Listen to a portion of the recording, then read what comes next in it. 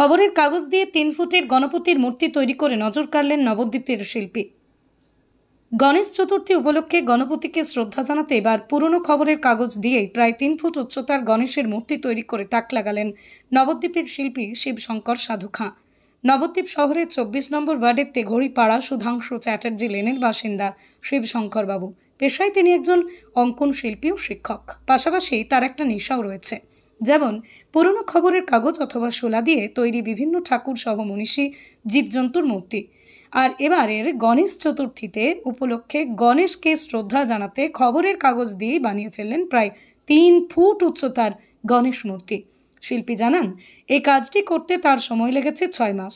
জানা গিয়েছে তিনি ছোটবেলা থেকেই বিভিন্ন মডেলিং শিল্পীর প্রতি তার ঝোঁক ছিল।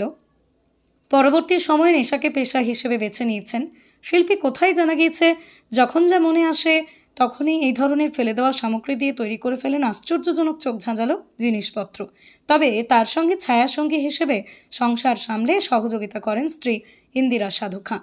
তবে সম্প্রতি তার এই শিল্পকলার বিশেষ সম্মানে সম্মানিত হয়েছেন জাতীয় পুরস্কার পেয়ে। শিল্পী শিবশঙ্কর বাবু দাবি করেন, এই পেপার ম্যাসি বা কাগজের মন্ড শিল্পকলায় এই ধরনের গণেশজির মূর্তি দেশ সহ সারা পৃথিবীতেও নেই। বর্তমানে সরকারি বিভিন্ন কর্মশালাতেও শিবশঙ্কর বাবু প্রশিক্ষণ দেন বলেও জানা যায়। আগামী দিনে এই শিল্পকলার প্রসার ঘটুক, এটাই তার ও তার স্ত্রীর ইচ্ছা।